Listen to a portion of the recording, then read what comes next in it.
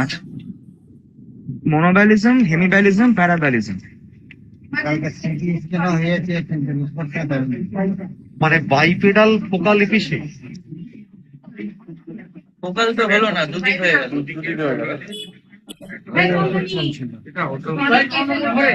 আবার আবার যা সুগার টুগার যা থাকবে তার সাথে ডেক্সোটা।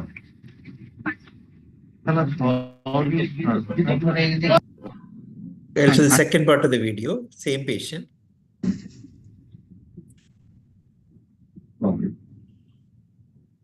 আরো ইন্টেন্সিটি বেড়ে গেল।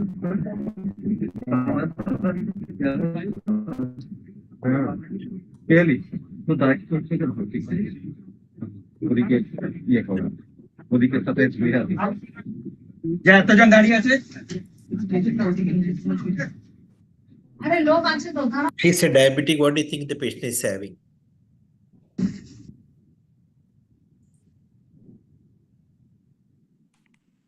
What do you think about this involuntary movement of the lower limbs?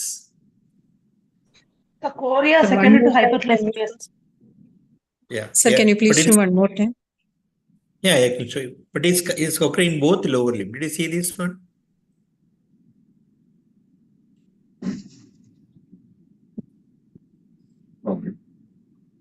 Sometimes it's become repetitive, unlike chorea. তো ডাইরেক্ট হচ্ছে ওদিকে ইয়ে করা, ওদিকে সাথে যা এতজন দাঁড়িয়ে আছে। Okay. Any idea? They look like clonic jerky movement. Yeah. Yeah, it is something mimicking a chorea, but the odd point is become repetitive and give a larger amplitude confined only to the lower limbs. Choreoballistic movements? Correct. This is called paraballism.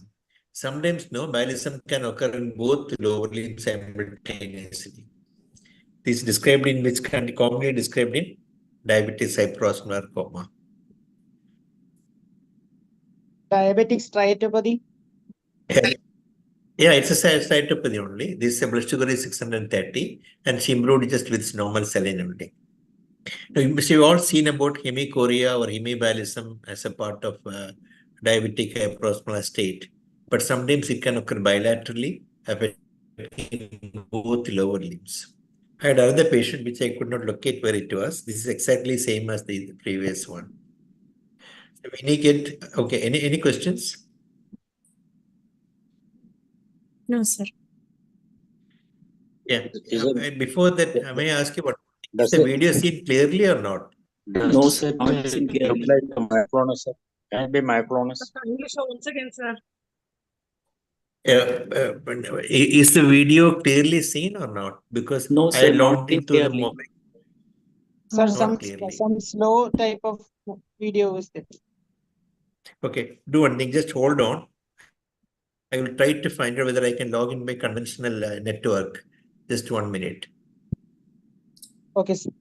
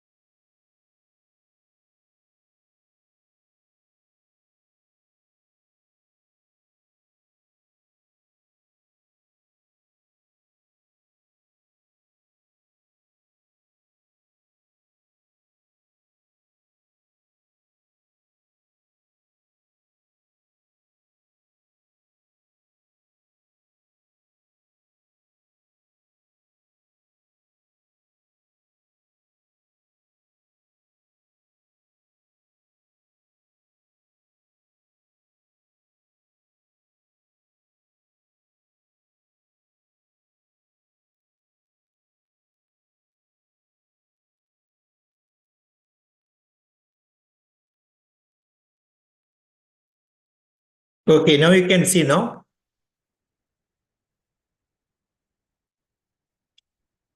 Yes, sir. Okay. Yes, sir. Yeah. Okay, now I moved on to the other one. Okay, this is the movement.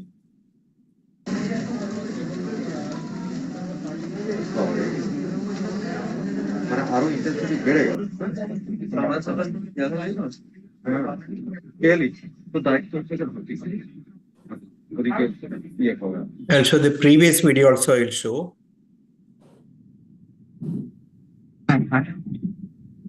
Monoballism, hemiballism, paraballism. মানে বাইপেডাল focal APC focal তো হলো না, দুদিক হয়ে গেল। Okay. So any questions on that? Sir, movements are more does proximal type of many movements. Yeah, proximal. It is mainly proximal. Sometimes involved distal also.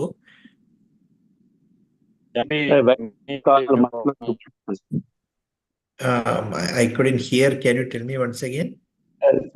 Why can't we call multifocal?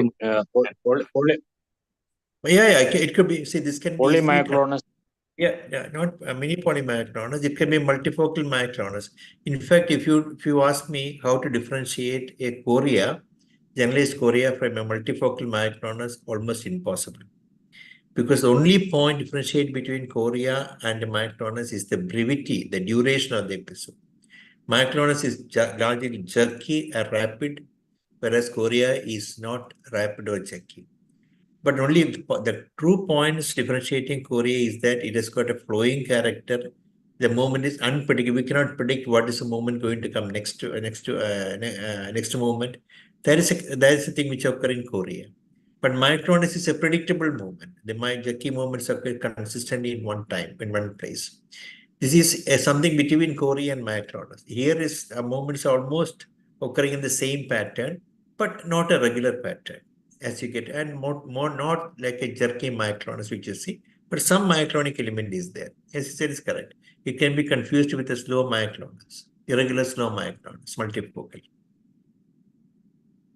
Somebody is very difficult difference. Yeah. Pardon? If you see this kind of movement in a person with metabolic encephalopathy, definitely it can go with a multifocal myoclonus, but it is confined only to the lower limbs. Just like a heavy chorea, what you see in hemicardia, hemibalism in diabetic steatopathy, this only confined only to the lower limbs. In multifocal myoclonus of metabolic toxic encephalopathy, it will be generalized. That is one point. If you look at the hemibalismus also, it's nothing but an elder brother of chorea, but it becomes more rhythmic and proximal and repetitive, unlike a chorea which is non-repetitive. So it's some border, that's why we call choreobalism and all. Sir, any specific treatment, sir? Nothing, you just correct this thing, hyperosmolar state, you'll be all right. Such a patient don't give any anticonvulsant, need not give anything, just give 4 points saline daily, he'll be all right. Okay, sir. This can occur even, one may think that you need a very high blood sugar to produce, it need not necessarily be. You can have such hemichorea, hemibalismus even with a relatively mild elevation of blood sugar, like for example 230, 300, even that blood sugar can produce this kind of abnormality. What is more important is the osmotic change between the blood sugar, the serum and the brain milieu. So multifocal myoclonus is confined only to lower limbs. That's what you Yeah, said. that what I said is that usually if it's a multifocal myoclonus, it will not be confined only to the lower limb. Here, the fact that these movements are confined only to the lower limb, something mimicking a myoclonus, but not exactly myoclonus, we have to consider other possibilities like a paraballism. That's what the point I said. That's what the point I said. If you find this kind of a movement generalized, the upper limb, lower limb, and face, etc., definitely your first possibility I would think will be a toxic or metabolic encephalopathy, like a CKD or a CLD. That will be my possibility. It is only confined to the lower limb. Just like why in diabetes steatopathy is confined into one side. We do not know, we have no explanation why a metabolic problem should produce an involvement of one-sided striatum and producing a contralateral hemibalismus. That's difficult to explain. But this is seen in diabetes, hyperosmolar state. Okay. So I'll go to the next case now. Okay. So now I have got 2 long cases. First is a story of a 65-year-old man. His complaint started as dysarthria 6 years back. This was not associated with dysphagia or any other complaint. The dysarthria improved with treatment in 4 months' time. He remained asymptomatic for the next 3 years. 3 years later, he again developed dysarthria, which also improved with treatment over the next 6 months' time. However, this time, along with the dysarthria, he noticed dragging of his right foot, as well as difficulty lifting his foot on climbing stairs. This is noticed along with the dysarthria. Even though dysarthria improved, this particular weakness did not improve. He noticed tripping and fall for the last 2 years. These complaints were gradually progressing.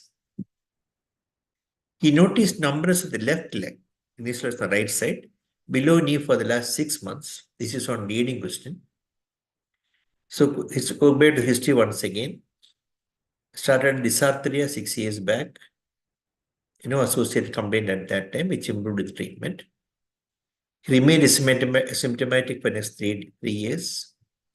At that time, he developed again the same dysarthria, but this time it was associated with weakness on the right side of the right lower limb. Both lifting up the foot onto to the board and as well as dragging on the right foot. And he also noticed tripping and fall for the last 2 years with the right side. Then he noticed numbness of the left leg below knee for the last 6 months. This is the story. Okay, I'll show the video of the patient. ഞാനിപ്പോൾ കൊല്ലത്താണ് താമസിക്കുന്നത്. ഞാനിപ്പോൾ കൊല്ലത്താണ് താമസിക്കുന്നത്. ഒന്നുകൂടെ പറഞ്ഞു. ഞാനിപ്പോൾ കൊല്ലത്താണ് Some താമസിക്കുന്നത്. thickness of speech is there. Thiruvananthapuram. La la la la എന്ന് പറഞ്ഞു. La la la la. La la la la la. La la la la. തല മാറ്റരുത്. എൻ്റെ വിരലിൽ Ocular movements were ഇവിടെ normal. മുകളിൽ താഴെ പല്ലി അടിച്ച് ഈ കണ്ണ് മുറുക്കിയാണ്. ഈ വാ തുറന്നേച്ചാ കണ്ണ് തുറന്നോ, വാ തുറക്ക്. അങ്ങനെ ഇരിക്കട്ടെ, അങ്ങനെ ഇരിക്കട്ടെ. ആന്ന് പറഞ്ഞ് മതി. നാക്ക് നീട്ടിക്കാച്ചാ നാക്ക് അങ്ങോട്ടും ഇങ്ങോട്ടും തള്ളിക്ക്. No spasticity with the tongue. Tailness were all normal. ബലം കൊടുക്കണ്ട, ഞാൻ പറയുമേ. There was no wasting the തളർന്ന് limbs. ബലം കൊടുക്കില്ല. We had bilateral ചുമ്മാ ഇട്ടാൽ മതി. ഞാൻ spasticity more പറഞ്ഞു on the left side.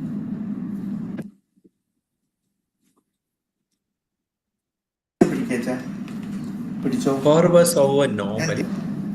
കാത്തി പിടിച്ചേ മതി. Movements are slow, but no akinesia. എൻ്റെ വെള്ളയത്തോട്, എൻ്റെ വെള്ളയത്തോട്, ഇനി മൂക്കത്തോട്, ഇനി തൊട്, പിന്നെ ചെയ്യും. നീ മറ്റേ കൈണ്ട് ചെയ്യും. ഇങ്ങനെ നീട്ടി പിടിച്ചു. There is no pseudothetos in this patient. ഇനിയൊക്കെയല്ലേ.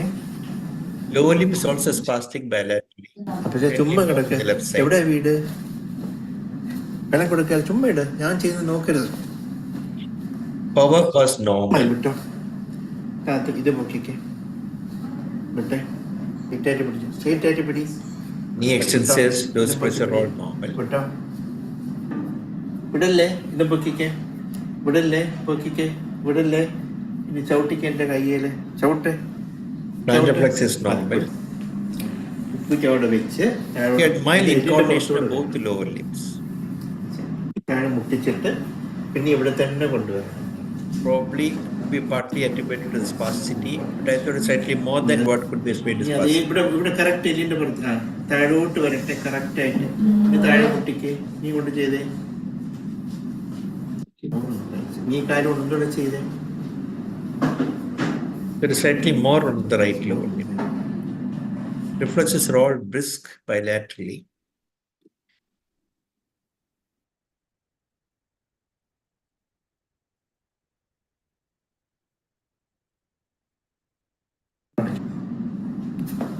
Ajax is also brisk. Angle is also brisk bilaterally. ഇനി കാര്യം നേരെ തുറന്നേ.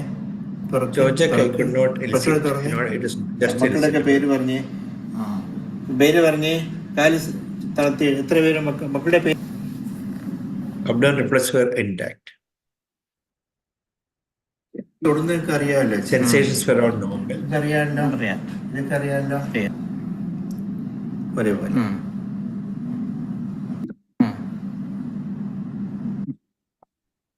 ഇതും തമ്മിലോ? എത്ര മക്കളാ ഉള്ളേ? ചോദ്യം ഉത്തരം പറ. ഉണ്ടോ? ഉണ്ടോ? എല്ലാ പ്രാവശ്യം ഉണ്ടെന്ന് പറയണം. പിന്നെ ഉണ്ട്. അതുണ്ട്. Even the combined numbness, I could not get any sensory findings in this patient. ഇപ്പോഴോ? ഇപ്പോഴോ? ഇപ്പോഴോ? ഇപ്പോഴോ? He occasionally misses on the right foot. I don't know whether genuine or not. ഇപ്പോഴോ? ഇപ്പോഴോ? ഇപ്പോഴോ? Normal on the upper limb. ഇപ്പോഴോ? ഇപ്പോഴേ? ഇപ്പോഴേ? ഇപ്പോഴേ? ഇപ്പോഴേ? ഇപ്പോഴേ? Normal. ഇപ്പോഴേ? ഇപ്പോഴേ? Even though you see numbness, there is no objective evidence. What we could, when he occasionally misses, I mean, say the vibration decrease on the right foot, even though his complaint was on the left side.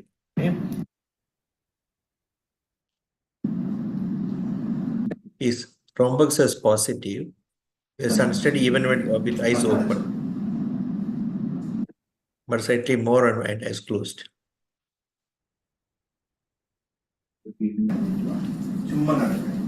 It's got spasticity. Bilateral spasticity is there. Slightly more spastic on the left side compared to the right.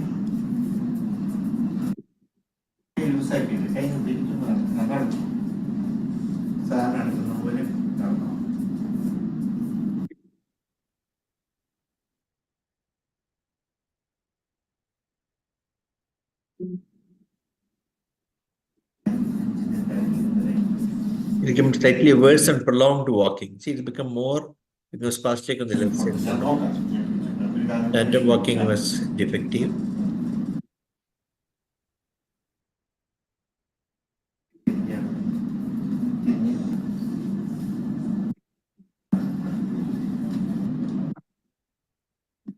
So on examination, in fact, he had some hyomalophasia abnormality. The formal testing was, however, normal, but found to be slightly apathetic and took a long time to make him understand the commands.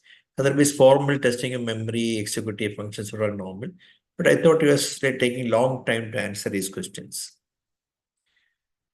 He had mild slurring dysarthria. I could not characterize what it was, not a typical spastic speech, but some slurring is there. That's all I can make it out. Some slowness and slurring. Rest of the cleanliness were normal.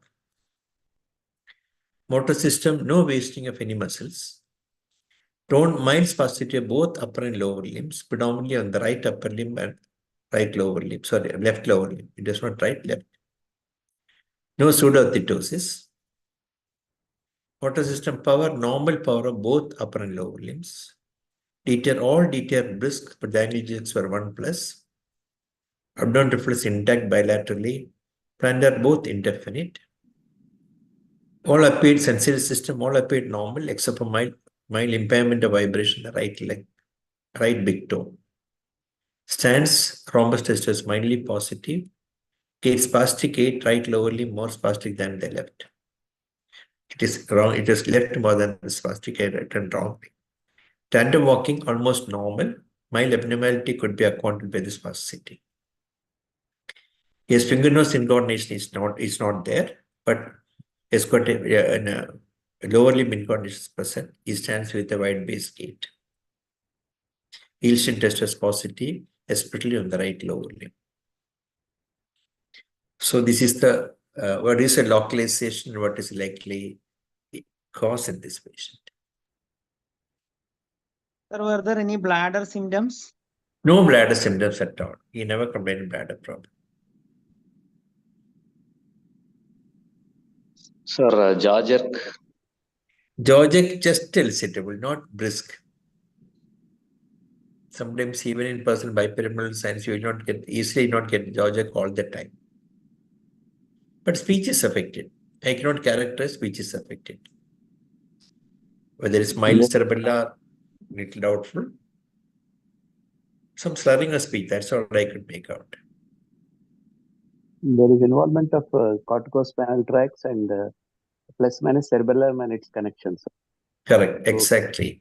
So undoubtedly cerebellar connection, because incoordination in the lower limbs is more than what could be explained by the spasticity. Moreover, his spasticity is more on the left lower limb, but incoordination was more on the right lower limb. Okay, I also thought so. It's got some cerebellar plus pyramidal involvement. So any other possibility like anyone have to voice out? Mild neuropathy also probably. Angle jerk is absent, reduced. No, angle jerk is no elicitable. Well, compared to the knee jerk, it is slightly less. That's all. It's not absent.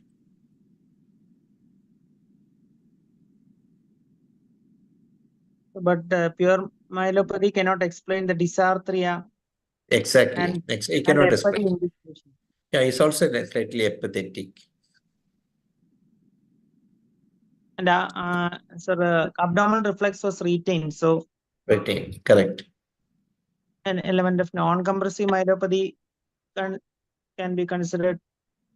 But myelopathy, you got a dysarthria, you said, no? Doctor explained with the non-compressive. There is some Parkinsonism, sir. It's very slow. It's but you're right. But is it a part of apathy? No, definite Parkinsonism. We know akinesia is there. Generally slow, but you've got spasticity. The face actually looking like Parkinson. Yeah, it's like, yeah, I also thought so, but it's sometimes, a mastery phases can also occur in depressed patients, in apathy also. There was no akinesia. Whatever the tone was spastic rather than rigid. And that's the thing, maybe early Parkinsonism, but we are not very sure, but possible. SP plus SCA types. Yeah, okay, SCA. HSP plus. But there are 2-3 important findings in this patient in the history. Definitely improvement. He had There is visible dysarthria. improvement. He had dysarthria to start with, which improved. Then 3 months later, he had again dysarthria along with the weakness on the right side. The weakness did not improve, but dysarthria improved. That's what he said. So Could there be is some subcortical vascular. Yeah, so muscular insult should be considered. Correct. There is another possibility you have to keep in mind. Or a metabolic disease which fluctuation, like for example, mitochondrial disease can present like fluctuation. Neurometabolic disease also can worsen episodically. Or something which is vascular insufficiency can cause. But it's not a hypertensive or diabetic. Okay, let us. Vascular malformations. Pardon? Vascular malformations. Yeah, yeah. But only thing is bilateral. Dysfunction is bilateral, bihemispherical. Plus cerebellar. That's it. Yeah. Multi-infarct state is definitely possible. That's a thing we have to keep in mind. Okay, let us see the investigations now. So this is what I thought. Bihemispherical lesion, collapse and remitting, subsequently progressive. Said some kind of a demyelinating disease, neurometabolic disease, or mitochondrial. This is what I had in my mind. 3 possibilities I kept in mind. Because of that history of improvement was very definite. So what investigations you want? This is the test already done. Blood sugar was 114. And lipid profile was, cholesterol was high, 248. Then RFT, uric acid, that's all normal. Blood chemistry is also normal. LFT functions are normal. So he underwent 3 MRIs before. The first MRI was done in 2018, probably when he had the first or second episode. This is the first MRI done, 2018, April 2018. I'll show the MRI picture. This is the flyer sequence.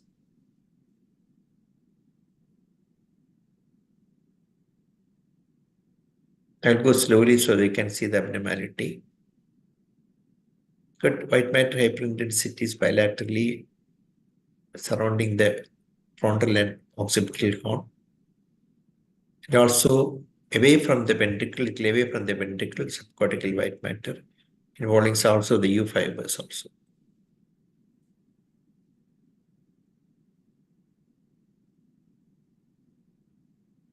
That is flare. This is the T2.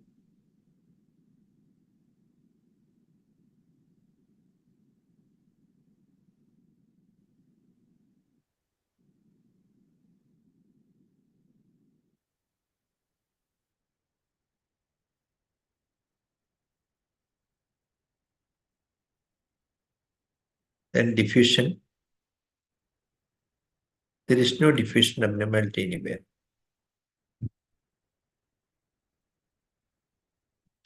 This is WI. No microbleeds or anything. So what is your impression now? Leukodystrophy, sir. Yeah, something like if a symmetrical white matter, always you have to think about leukodystrophy. Or some genetic disease, maybe neurometabolic disease or mitochondria, those things you have to keep in mind. And there is symmetrical abnormality.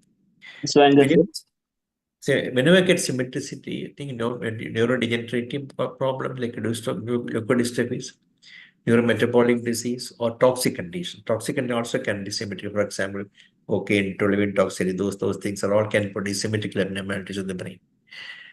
Okay, let us see. This is second MRI. Family history, sir. Sir, any No family history. No family history. I specifically are seeing the MRI.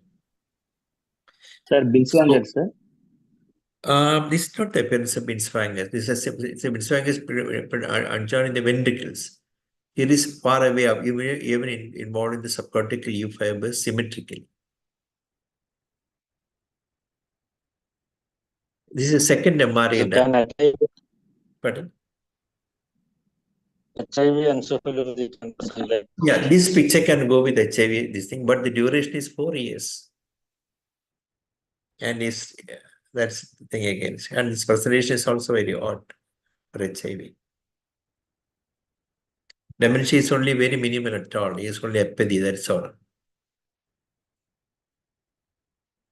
This is second MRI. I'll show all the three MRIs I will show. This is the flare. Again, the white matter abnormality is quite prominent. You can make it out.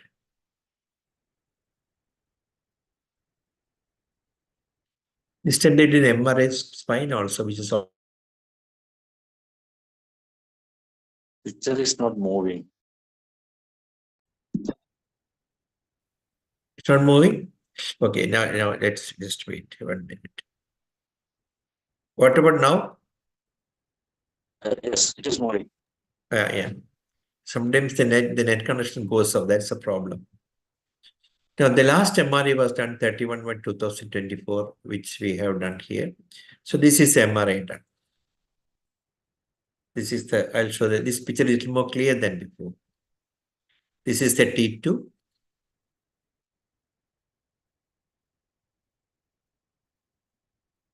Symmetrical white matter changes. This is a coronal cut.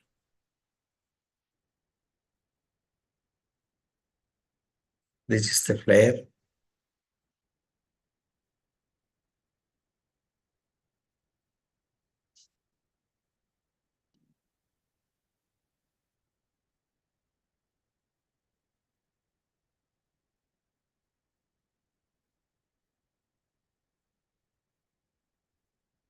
Is the diffusion. Cervical spine is also done. So these are the possibility of radial throat, adult tonsil, leukodystrophy and all. So what test will you do now?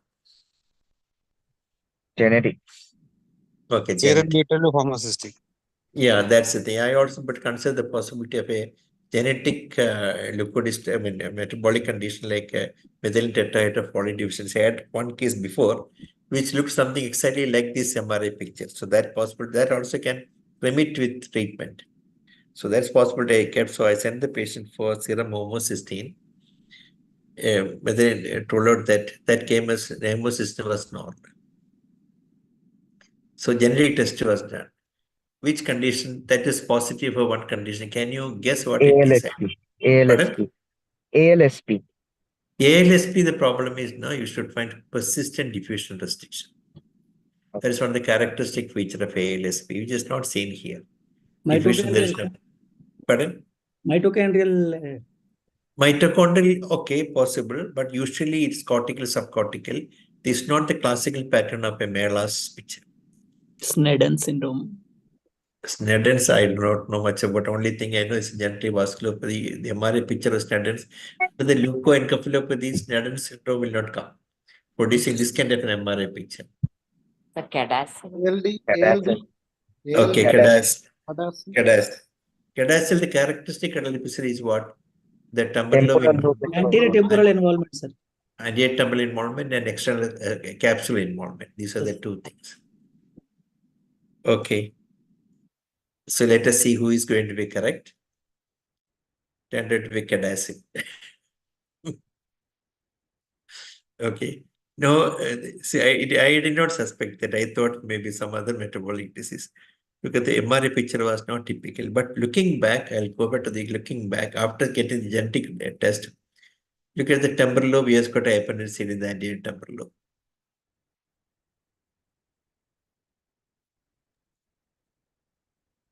So cadastre also can present like a picture symmetrically like this without involving the external capsule specifically. See the external capsule is totally preserved. Nothing affected here. See the external capsule here, perfectly normal, not at all affected. Okay, but there's a point in the history. Here got improvement in between. That should suspect anything of a genetic vasculopathy with this kind of a symmetrical MRI findings. And Family history, sir. Pardon? Family history, sir. No family history. No family history.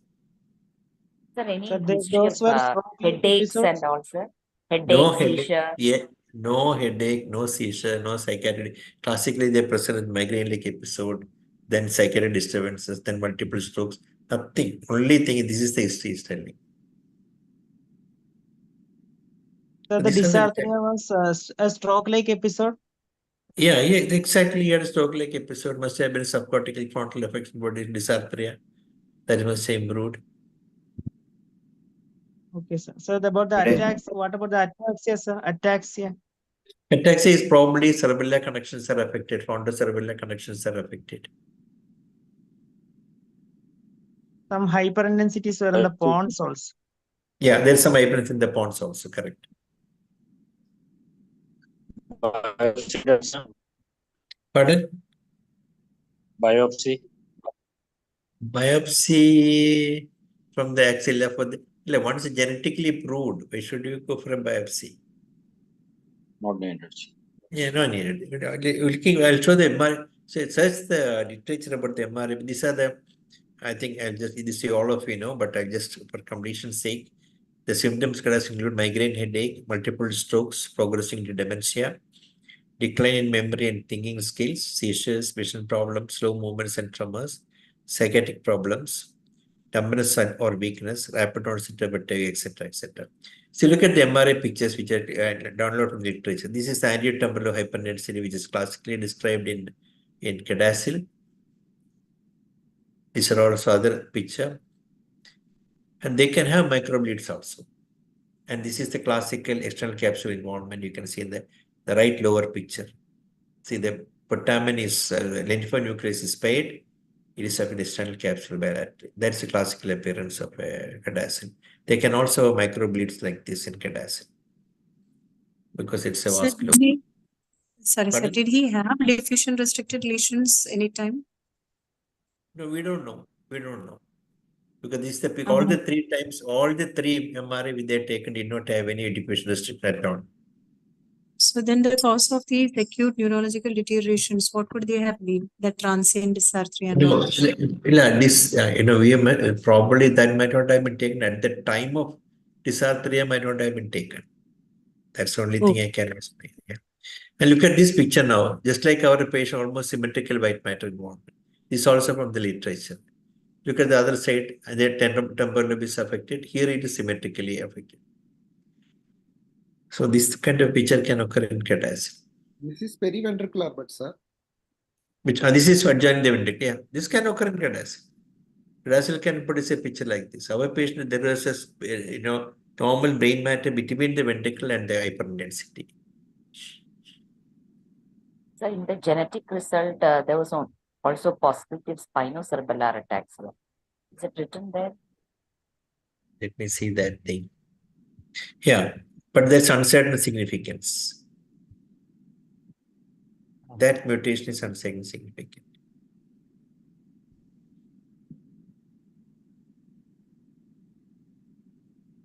The follow-up after 3 weeks, I'll not spend your time. Almost same finding without improving, slightly worse. Okay, I'll go to the. Any questions before I go to the next case? This case is also a very interesting case.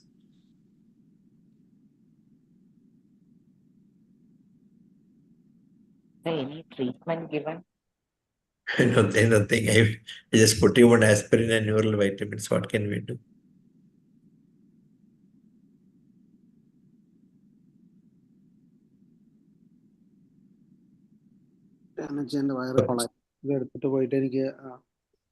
Okay. Shall I go to the next case now? This is a story of a 57-year-old female. She noticed paresthesia of the left anterior thigh 7 weeks back. 5 days later, she noticed radiating pain from the left low back to the anterior part of the inguinal region, which is more at night. This pain lasted for 1 week with improved with treatment, with no further occurrence. She only one time had that pain. She's a diabetic also. 3 days later, she noticed numbness of the whole of the left lower limb over a period of 48 hours time. In another 2 or 3 days time, she noticed similar numbness on the whole of the right lower limb, which ascended up to the right lower abdomen. About 6 days later, patient noticed loosening of the chapels and inability to put chapels in both feet. 2 to 3 days later, she noticed buckling of both knees. In another 3 to 4 days' time, she noticed difficulty to walk without support. In another 3 days, she became bedridden. 10 days back, she noticed numbness and paresthesia of both hands, followed by inability to use her left hand for taking glasses. Over the next 3-4 days' time, she noticed inability to use her right hand as well and difficulty in elevating the right temple. No complaints pertaining to the cranial nerves. So I'll go back to the history once again. First, complaint paresthesia the left anterior thigh. Total duration is 7 weeks. 5 days later, notice radiating pain in the left lower back to the anterior part of the inguinal region, which is more at night. This pain lasted for 1 week and improved with treatment with no further recurrence. 3 days later, she noticed numbness of the whole of the left lower limb over a period of 48 hours time. Another 2 or 3 days time, she noticed similar numbness in the whole of the right lower limb, which ascended up to the lower abdomen. 6 days later, patient noticed loosening of the chapels, inability to put chapels in both feet. Again, 3 days later, noticed buckling of both knees. Another 3-4 days time, she noticed difficulty to walk without support. In another 3 days, she became bedridden. After she has become bedridden, she noticed numbness and paresthesia of both hands, followed by inability to use the left hand for taking glasses. Over the next 3-4 days time, she noticed inability to use her right hand as well, and difficulty in elevating the right temple. So I did not go into the treatment history. She had been seen in various hospitals in between and undergone many investigations, which I will show you later on. So I'll go to the findings now. When I examine, this is when I examine now. ബലം കൊടുക്കാതെ ചുമ്മാ ഞാൻ എല്ലാം പറയുമ്പോൾ ചെയ്തു. Known as hypotonic. ഇങ്ങനെ പൊക്കി പിടിക്കണം. പിടിച്ചോണേ, കേട്ടാക്കാൻ സമ്മതിക്കരുത്. പൊക്കി പിടിച്ചോ, മാക്സിമം പിടിക്കണം. She seems to have mild weakness of the proximal muscle പോയെന്നറിയാം. ഇടരുതേ. biceps also weak. Immediately good. Biceps was weak. Hand grip was weak. She's telling numbness there.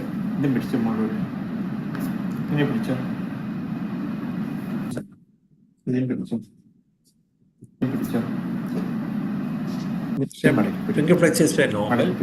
Sometimes she holds it, sometimes does not hold it. Abductors were weak.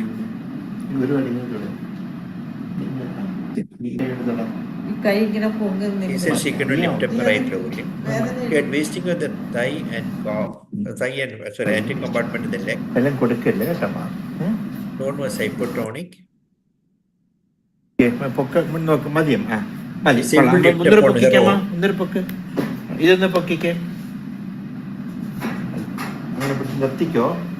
I could overcome his knee extension.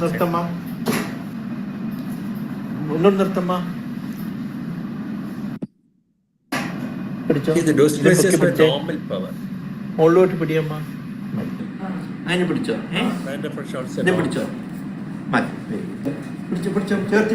Adductors were normal. Abductors were normal. Hip extension appeared weak.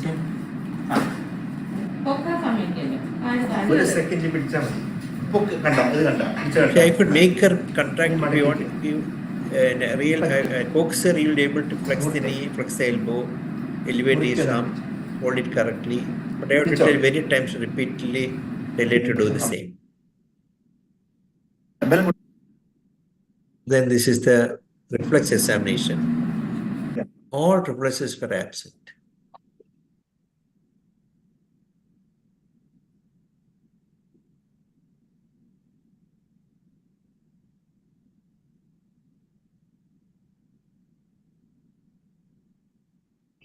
ബലം കൊടുക്കില്ലമ്മ, ഒന്നും ചെയ്യല്ലേ, ഒന്നും ചെയ്യണ്ട ഇനി. Knee are absent. She's not able to keep her knee flexed the proper way. അതാണ് Angle jerks are absent. Plantarus flexor. She also got myectomy. Did you see the involuntary movement of the left calf? Shannon, ഇത് ഒരു കട്ടക്കാപ്പി അനങ്ങാതിരിക്കുമ്പോ കുടിയോറപ്പാപ്പിയുടെ അലൂണിയാണ്. There is no myectomy of the thigh or hand. Only on the left calf it was seen.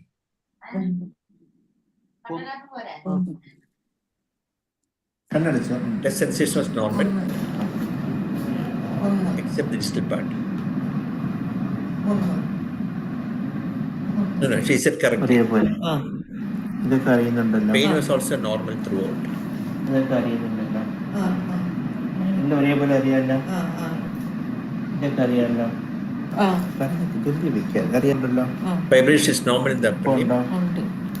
ഇപ്പോഴേ It decreased over the knee, absent over the ankle and toes. ഇവിടെ ഇല്ലെങ്കിൽ എന്താണ് ഇപ്പോഴാ ഇപ്പോഴാ Impaired in the right upper limb. With the left thumb she was able to say correctly. ഇപ്പോഴാ ഇപ്പോഴാ ഇപ്പോഴാ ഇപ്പോഴേ ഇപ്പോഴാ ഇപ്പോഴാ ഇപ്പോഴാ She made mistake. In both toes it was lossy. She's not able to feel at all in the left limb. ശരി That's also impaired on the right ഇപ്പോഴേ side. See that the lower limb when she's trying to get up, is able to sit up on her own. Then made us to stand up. You see what is happening. She slumped to the floor. Okay, ഇനി പൊക്കിക്കും പൊക്കിക്കും. But I was not. She slumped to the floor. It took 2 persons help to get her onto the court. Examination: hymenal function is normal, paleness normal, motor tone, hypotonia both upper and lower limb, wasting of both legs and thighs and small muscles of the hands. Power upper limb generally grade 4 to 4 plus. Lower limb grade 3 plus in the proximal muscles, grade 5 in the distal muscles. Mychemic like movements over the left calf muscle. Detail all absent. Sensation: touch pain normal in both upper and lower limbs. Vibration impaired over both feet, normally felt on the hand. JPS impaired over the fingers, but spared in the left thumb. Totally lost over the toes. Can sit in the bed unsupported. On making her to stand, she collapsed to the ground. So this is the story. So what is your, where is your localization? If you want any clarification, I will show the findings once.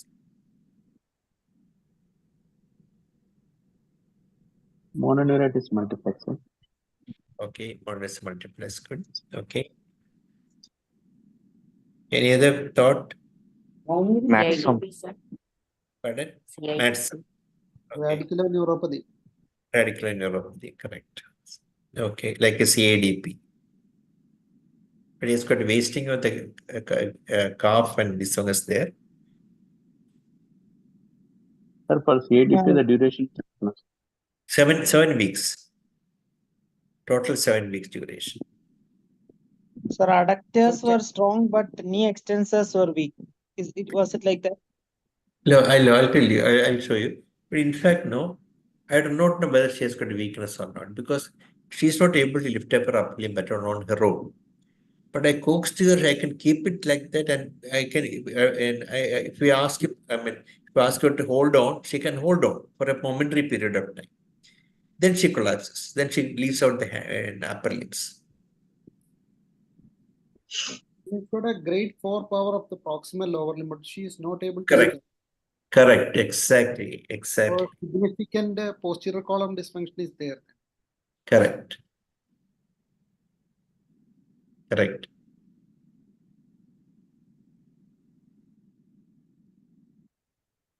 So let us see this part of the possibility. What test do you need now? Clearly, yeah. Nerve conduction study. Okay, also the nerve conduction study. She came with investigations done in another hospital on 4/3/22. That is about just 2 days back. First NCS was in fact done in February 24. She had another NCS which I'll show later on. This is the first one. See, the upper limb was normal, but the peroneal amplitude is slightly less, 4.8 and 4.4. There is no decrease in the velocity, distal latencies were not. Sensory, all normal. FA latencies not prolonged.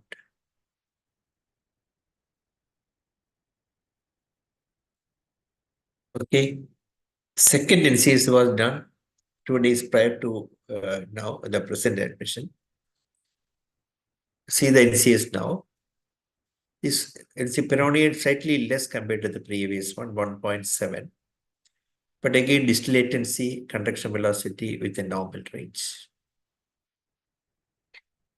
Sensory potential this time left superior peroneal was absent, and right was slightly decreased. Otherwise, all were normal. Superior potential normal. The right median also there is a decreased amplitude compared to the left. Right sural amplitude was less compared to the other sural. FAV latency is again normal. So, what other investigations you will do? You need Proximal conduction was done. Proximal conduction. Proximal conduction. What for the possible conduction? We have done already possible conduction. FAs were done now. Yes, sir. Can we do an SSCP? Okay, can do SSCP. What's the idea of doing SSCP? That's the question. Proximal segments which is not elicitable by the F wave. Okay, like for example, you want to say an afferent problem, no? Afferent problem. Okay, right. That's the thing which we can. Okay, H reflex also we can do. Okay, let us see now. So in fact, she came with an MRI. Let us see the MRI now. Also the MRI. These are all investigated done from outside, so the MRI. This is a lumbar spine, multiple small disc, may not be significant. This is a T2 axial.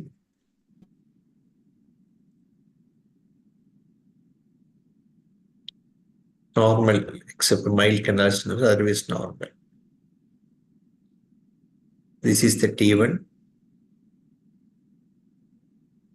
Old MRI was done 1 month back. Then this is second MRI done.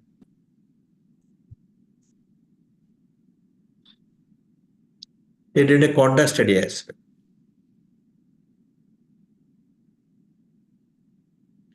MRI brain was also done from outside.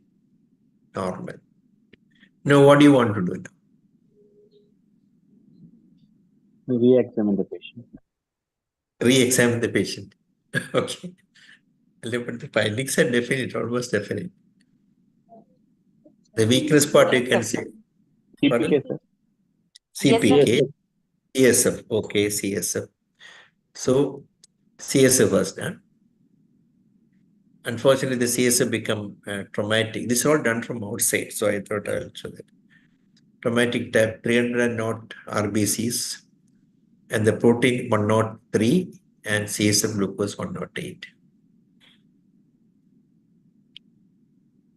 How far significance we can give for that protein doubtful. Microscopy, CSF cytology negative for malignant cells. ESR was 11, hemoglobin 7.3. She's a diabetic. Other investigations, HIV, HPSAG, TSH, CRP were all within normal limits, cholesterol normal. ANA profile was also done, which is negative. CT abdomen was also done normal. These were the previous investigations done by the patient. Now patient is here in your hands. What will you like to do? What is a provisional diagnosis and what would you like to do? CADP, professionally CADP. So we'll straight away start the patient on treatment. Non-root imaging. There's no demyelinating features in the NCS.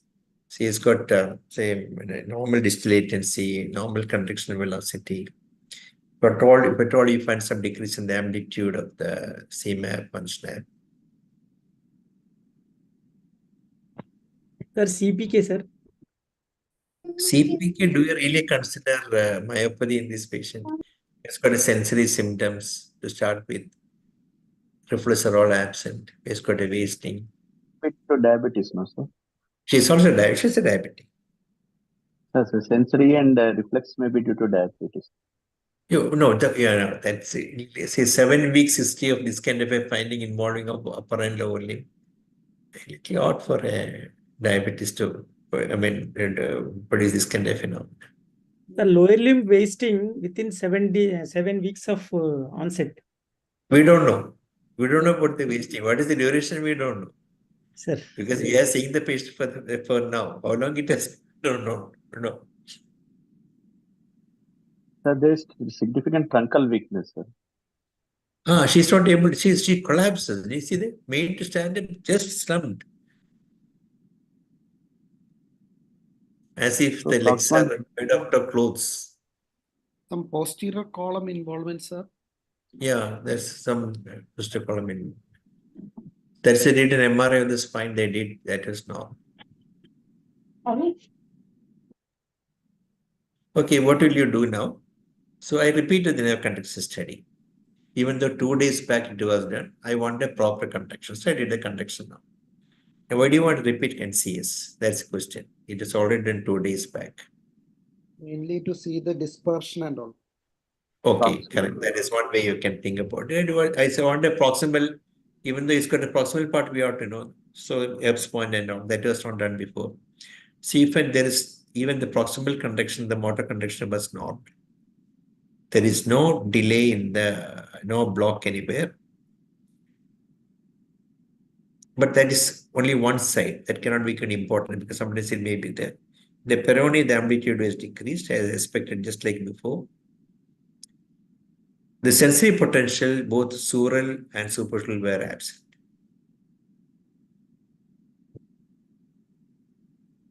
Which was intact earlier. FAV latency is normal. Yeah, ganglionopathy. Ganglionopathy, agreed. That's correct. What about the findings then? Weakness is there. What ways got ganglionopathy weakness is there? You can see, okay, CA, SMB you can call, but yes, got upper findings are there with the normal sensory potential and normal motor values also. FPF dysfunction and reflex, sir. Pardon? H reflex. FPF dysfunction. FAV is normal. FAV is normal. That I'll show the FAV. It's normal. Okay, left peroneal, the amplitude is low, that is why we are not getting the FAV. Latency is no. It's mildly prolonged, no? Sir. With TBL and all. All that it should be more than 61. Upperly more than 30. Borderline. This cannot explain the findings and such. Okay, what will you do now? I'll explain to you. Now, can you explain his physical disability due to the present NCS finding? You cannot. Okay. So yeah, check the waveforms. See, this is the FA pattern. It's very well seen. Right peroneal. This left peroneal which did not get because of the low amplitude.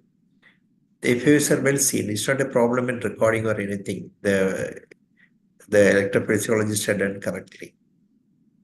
So that's the first thing I did. I wanted to verify whether she is wrongly reporting the FA latency, but the FA latency is correct. Now, what do you want to do now? H reflex. But H reflex, what is the problem? We are stimulating the sensory. Apparent, the tibial part sensations are already absent. H reflex is not obtained from both sides. Upper limbs. Then how will you interpret this finding now? You understood what I said. It's got a sensory, the potential is absent. Motor amplitude is also less there in the lower limb. But yeah, more important is the sensory. Upper limb we have to do, sir. Upper limb already there. Okay, upper limb we can do that. Okay. That's good, but they did not do the upper limb. Now, upper limb H reflex is not usually done from the upper limb. You will not get, normally also you will not get H reflex in the upper limb. Some people say they can record from the flexor carpi radialis, but it's not routinely done. And even if it is not eating, we are not sure whether it's really absent or it was a technical fault, because that's not routinely done. We do not know also. What will you do now? If the lesion is preganglionic, Yeah. you will not get its reflex. You will not get, anybody you will not get H reflex, correct. But the point is sensory potential is also absent, no? Also then sorry. This we are doing from the lower limb. The tibial potential also absent. How weak was nerve the biopsy? upper limb? How weak? Nerve biopsy can be done, sir. And we have to diagnose without a biopsy. So, No, sir. I'll tell you. Upper limb weakness of how much, sir? JQ1B. JQ1B can do, correct. Then If there is a preganglionic and ganglionic involvement. Yeah. You will not get H reflex, will be absent, agreed. But the point is the sensory potential also there, no? Afferent is not there. Sensory potential is lost. That can be due to the ganglionic or postganglionic root involvement. Yeah, correct. It can be due to that. But my question is, if that is so, why the upper limbs are totally spared? Upper limbs also got a findings. Upper limb, how much weakness was how weaker there, sir? If you look at there is weakness is there everywhere. Upper limb also weak, no? Upper limbs also weak. Look into blink reflex and facial. Facial? Facial nerves. Facial nerve, how is he going to help? Because that's not an affected part, no? Is the weakness definitely there, sir? That is my question. Whether there is a weakness. Correct. Whether there's a weakness. So that is exactly the question I asked. This electrophysiological finding, can you explain the weakness in this patient? You cannot. See, even after examination, that's what I thought. That is why I made her stand up and she collapsed. Let us see now. Let us see the finding. So this is the MCA's finding. So is this absent H reflex significant?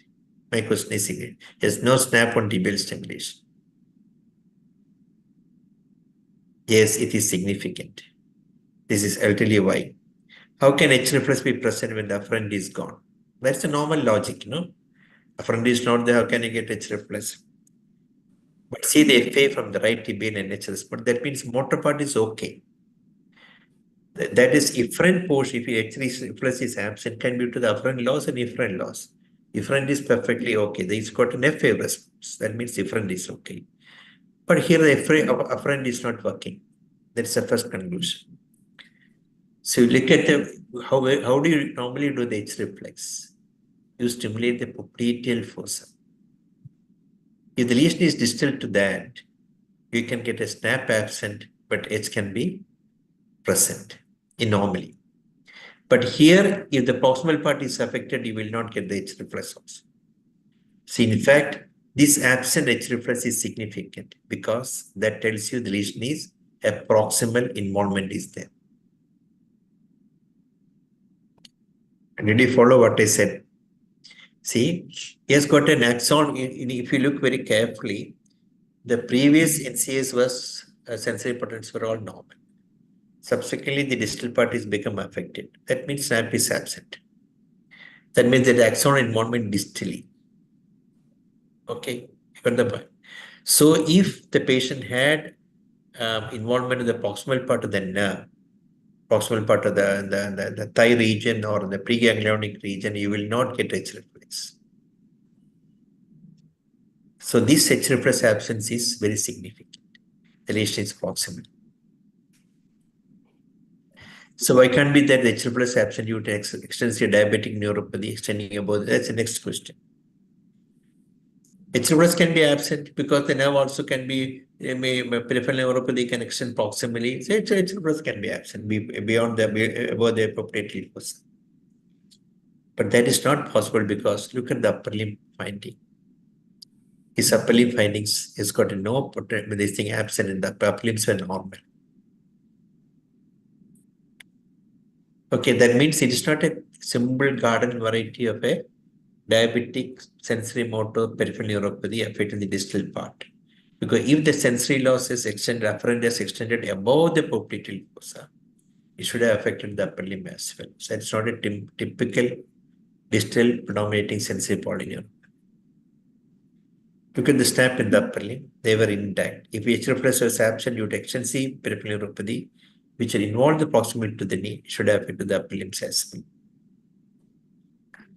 So she has diabetic neuropathy, but the present disability is due to CASP or a proximal involvement of the sensory fibers. Why? Because absent H reflex, a normal snaps in the presence of severe sensory loss in the upper limb. An apparent postural muscle weakness due to severe sensory. But let us see. I'll show the video once again. Patient was given IVEG followed by RTS. Now this is the same patient. കാലിലോട്ട് നോക്കണം.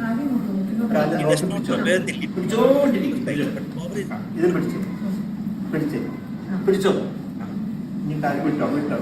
ഇങ്ങനെ മടക്കാൻ സമ്മതിക്കരുത്. മനസ്സിലായില്ലേ? പിടിച്ചോ. He want to hold it, can hold it. നോക്കി. ഇപ്പൊ കണ്ടോ? പിടിച്ചോ. കണ്ടോ? Balloon പൊക്കി. Look at the upper limb now. കയ്യിലോട്ട് നോക്കിയിട്ട് പോ. പൊക്കി. പിടിച്ചോ മുകളിലോട്ട് പൊക്കിക്കോ. She can hold for a minute. Upper limb flex are all absent. Now what I'm trying to say is that suppose somebody has got a severe sensory deafferentation. She does not know position of the limb, where the position, even in CASP, where does it affect? Ganglion neuropathy, where does it affect? All proximal joints may be affected. She initially says she cannot lift up the right upper limb at all. She is not able to lift up. She will not try to lift up because she said you cannot lift it up. Because she does not know where the limb is. That is why when I try to do the examination again, the limb goes where the limb is going. She is not able to know where the limb is.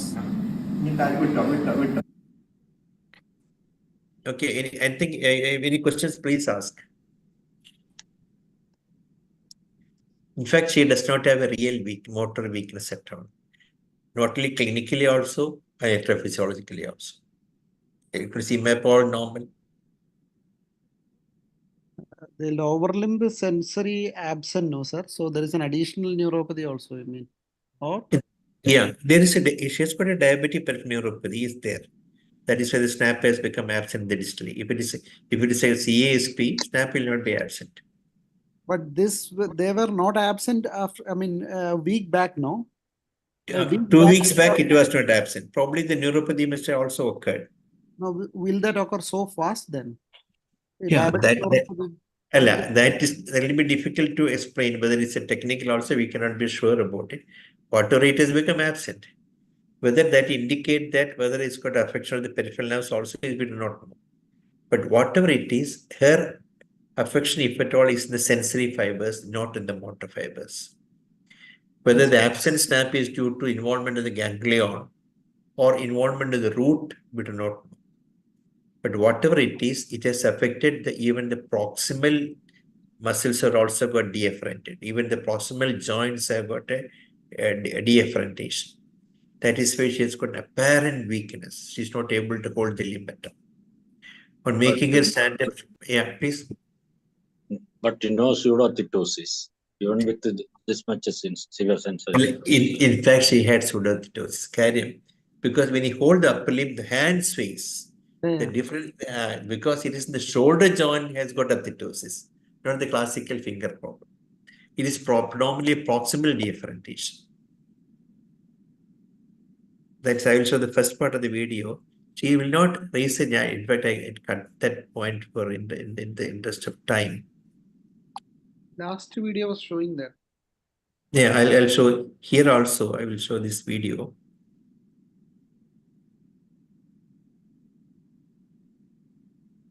ബലം കൊടുക്കാതെ ചുമ്മാ ഞാൻ എല്ലാം പറയുമ്പോൾ ചെയ്താണ് ഞാൻ ഇങ്ങനെ പൊക്കി പിടിക്കണം പിടിച്ചോണേ. This is after boxing. So many times boxing. Maximum പിടിക്കണം. Right up, she will not lift up. Medial lift up and hold it like that. വിടരുത്. That's the part. ഇത് പിടിച്ചു തട്ടി പിടിക്കണം.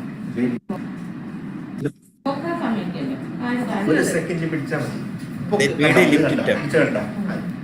ഇനി മടക്കിക്ക്. He said it is she will not able to lift up right up. മുറുക്കി ഒന്ന് പിടിച്ചോ.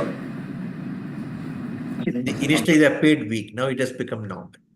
So after coaxing her so many times, I asked her to look at her fingers. Such a patient asked the patient look at the fingers and then hold on your hand. Otherwise, she will not know where the fingers are, where the upper limbs are there. So we will look at the feet and then do the muscle testing. She have to look at the feet. Sir, one doubt. Yeah, please.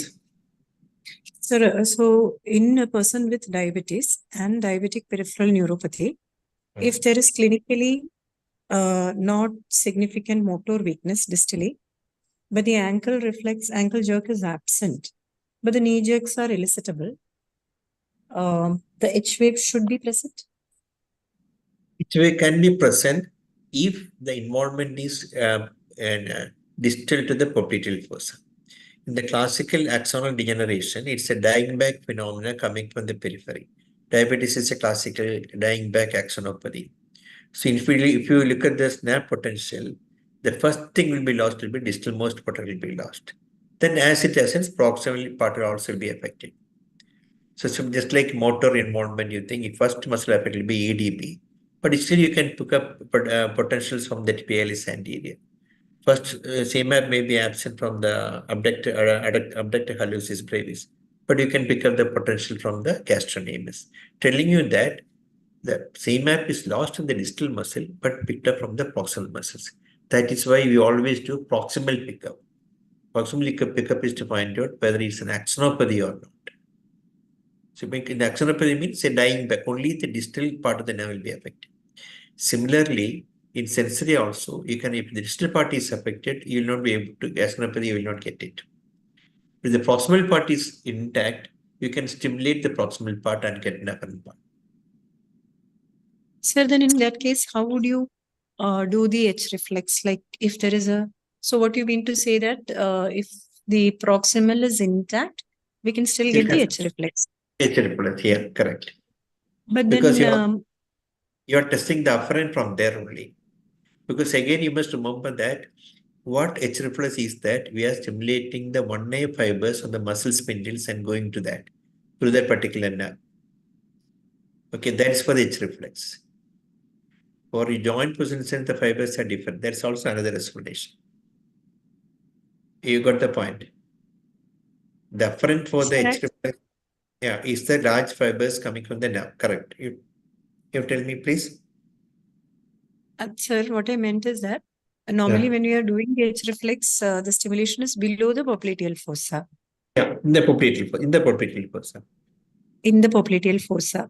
So if there is no involvement, clinically, there is no involvement till the knee. I mean, only the distal sensory is affected. There is no motor weakness, but the large fiber distally sensory is affected. That is, the ankle jerk is absent, but the knee jerks are present. And on trying to elicit the H reflex, if we do not get it, do we have to think about some other pathology other than diabetes? Yes, you should theoretically get it. H reflex, you should get it. Provided the different also should be normal. Motor is okay. Understood. Yeah, that is why I showed the FA response. See, the FA response normally pickup is there.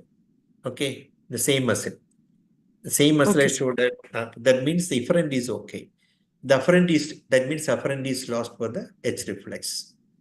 Okay, that means the lesion may be anywhere from the afferent up to the junction of the anterior condylar within the spinal cord, may be the lesion there. Okay. Okay, sir. That is why I showed the FA also on the simultaneous to show that efferent is intact.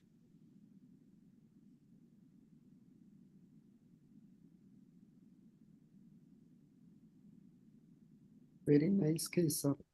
Yeah, that's why I brought the cases to think about these possibilities. In a person with apparent weakness may not be weakness at all. Very often, if you've seen the patient's CASP or ganglion neuronopathy, they will have tremendous difficulty in walking, getting up, and sitting this way like that. You may think it's weakness, but if you check very carefully, power will be normal. So when you look for the ask the patient, look at the angle and do the power testing. I told. Look at the thigh and ask the patient to lift up. When lying down, if you examine the thigh, it will apparently weak. But make the patient sit up, look at the thigh, she'll be able to hold the thigh. There was contrast study done? In fact, I'll tell you, this contrast study was done, which showed enhancement of the root. I'll show the, I don't know whether the report is there. It's somewhere or other I missed it. It showed enhancement of the root. First one was not you told. Pardon? She responded to treatments IVIG. Yeah, she was given IVIG, and this is after even 5 days of injection. She showed mild improvement in the so-called weakness, but she subsequently put her on rituximab. Yeah, somebody, some other question was there. Please ask. MRI contrast you showed is normal, sir. You showed it. No, the picture was normal. So that's a very poor quality picture. See, that picture is very poor. The report, see, I did not do the contrast. See, this is the picture they have provided. See, if she has undergone 3 MRIs. See, if I want to do another MRI also for just contrast, it will become problematic. So they say 2 days back and later in MRI, how can you ask for another MRI? Even though they did not do it, but the report, they say that it's got a contrast enhancement. That's the root. Looking by the protein was also elevated, may not be due to the traumatic type. Sir, this CASP, whether anti-ganglioside antibody is required? No, and usually that is done for, you can do it in certain types. For example, multifocal motor neuropathy with conduction block is useful. 50% will be IgA, GM1 antibody will be positive. Miller-Fisher will be useful, GP1 antibody. But all other AADP and so-called CADP, we usually do not do the antibodies. Some of them, like for example, condactin and Neurofist antibodies, etc., can be possible. Still, we do not know how far it is prognostically significant. Can the CASP and ganglionopathy occur together, like this patient? We can. Yes, you can. It's only question. Only thing is that it is only the site which is affected. So you can have CASP plus where the ganglion can be affected. CASMP, again CASP plus, where the motor fibers also can be affected. So in fact, such a classification of CASP, ganglion neuropathy is all arbitrary. Only thing to remember that it all depends upon where is the maximum run of affection. If the affection is in the ganglion, you will snap absent. There can be situations where you can have only roots are affected, snap will be preserved, there will be H repressor will be absent, and SSEP will be absent. But as a person with ESP definitely can develop into affect the ganglion, and sensory potential can also become lost. It's not a hard and fast rule because whatever it is, all depend upon where the site of lesion is. The CASMB is where the pictures are mimicking a CASP, but motor fibers are also getting it. So can we give methylprednisolone with insulin as the first line? Usually this is out of my experience only, you get CASP or radiculopathy, ganglion neuronopathy, they do not usually respond to methylprednisolone. Even this patient with IVG also the improvement was marginal. There's rituximab. Rituximab is the ideal drug for such things. Sir, the So origin even, of sir, even Pardon? without trying IVG, we can directly go to rituximab. Yeah, you can go, but always know the maximum. If so the patient so much disabled, so for the boost initial this in fact I plan to give rituximab at the very beginning, but the rituximab will take some time for that to come. But IVIG will act a little more quickly. sir, the muscle twitch is myoclonus, the origin, sir. Where is the site of involvement? It only indicates that the patient's got involved with the nerve fibers also. What is the cause in this patient? I don't know. So in fact, I think seeing that I sent a Casper to antibody also that came as negative. There is some wasting for the distal. Wasting is there. That's part of the diabetic. Explain that. But The wasting has been there earlier. We do not know. If he's a diabetic, it's got axonopathy is there. In What is the prognosis? CADP, we can get neuromyotonia. So possible. I'm not very sure whether I can get there. So what is the prognosis for this patient, sir? This prognosis is very good in the sense that if you get aggressive treatment. I do not know, 2-3 months back, I showed an CASP patient which had my follow-up, almost totally improved. So he's now walking about without any problem. But it took about 6 to 8 months for the complete recovery to.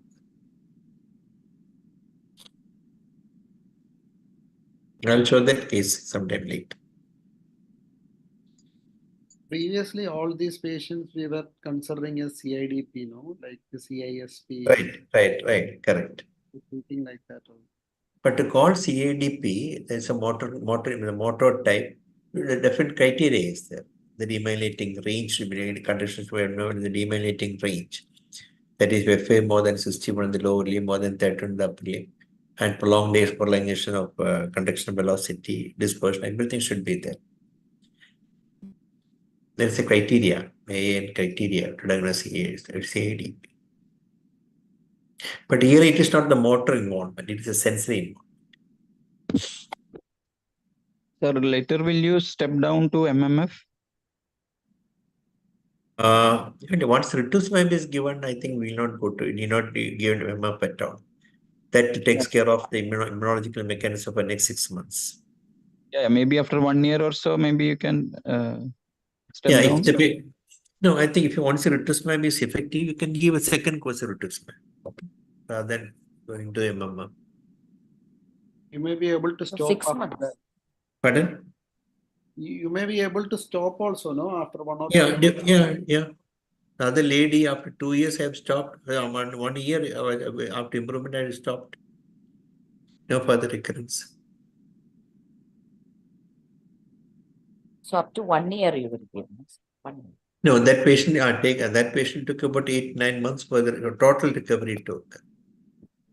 Even though her angle jacks are absent, the sensor is recovered, no ataxia, rhombus is negative, but reflexes remain absent.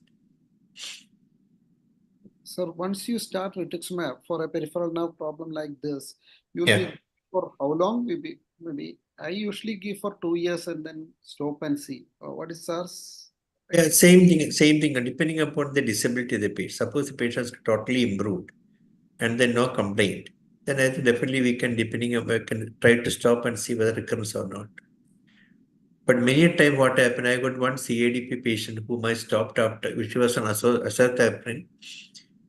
She has been receiving it for 20 years now. For the 20, I stopped after 10 years and recurrence after 10 years. She's again continuing on. Now it's already past 20. She came for follow-up. I was always fearing whether she would develop some malignancy or not. But she's happy taking on Imran. She's bringing it from outside and taking Imran. Same with the myasthenia also. I stopped the myasthenic treatment about 15-20 years later, again had recurrence. Even after years, 15 years. It's highly unpredictable which patient will relapse, which patient will not relapse.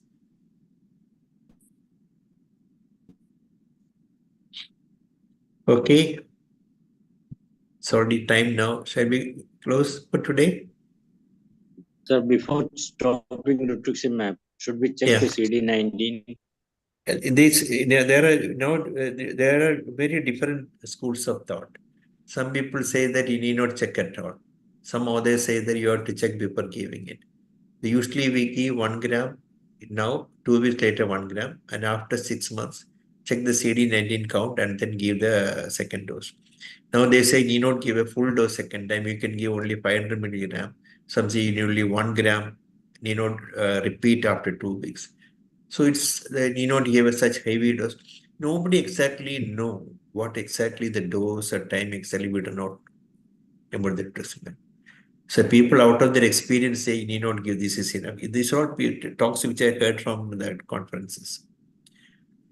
So after hearing those talks, I have reduced to, instead of giving every 2, after 6 months, in the initial first day I give after 2 weeks. Then after 6 months, I give only once, 1 gram only. I don't repeat after 2 weeks. And initially they were to say if the CD19 count is above 0, you have to give. Now they say if it's above 1 only, you need to give. Again, we are at confusion there. Sir. Yeah, please. Yeah, please. Do you vaccinate these patients before rituximab, Yes. pneumococcal vaccine? No pneumococcal. What that only one patient had a permanent chicken pox. The other thing is hepatitis. So invariably, I check for 2 things. I'll ask whether the patient's got chicken pox. Had chicken pox earlier or not. If not earlier, I give a chicken pox vaccination. Then only I give rituximab. Secondly, check the hepatitis core antigen. If the core antigen is also positive, then you have to give vaccination for that thing. After the vaccination, you wait for 4 weeks before giving rituximab? Yeah, then I'll give the rituximab. Okay. If an emergency situation, I don't do anything. I give vaccine and give within 1 week also give. Because it all depends on merits. We have to take the benefit and the risk of treatment. Suppose as patients got deteriorating, if you cannot wait, why should you wait for antibody and just give? That is only for hepatitis B. What about C? C, I do not know whether that's a real risk is there or not. I do not know. But these are the 2 things which usually are advocated to do before giving rituximab. The tuberculosis screening, is it? I do not know. That's not usually done. Maybe. I do not know whether it's increased chance of tuberculosis and those who receive rituximab. I do not know. So one more doubt. If the F5 in the lower limb F5 is 60 and upper limb 30, with that finding alone, can we say demyelination? No, only one nerve is showing 60 at the borderline. So more than 61 is only a definite one. All other nerves are showing less than 60. Upper limbs also only one nerve is showing 51. So 50. So that's borderline. To produce such an extensive weakness and only one nerve showing in a mild borderline abnormality, don't give significance. Always try to correlate your electrophysiological data with the clinical findings in this patient. Because CMAP is decreased, I did not give any importance at all, because that cannot explain the patient's finding in this patient.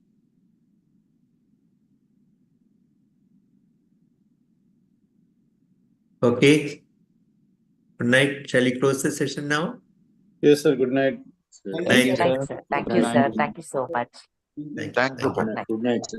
Good night. Good night, sir. Thank you. Good night. Good night, sir. Good night. Good night.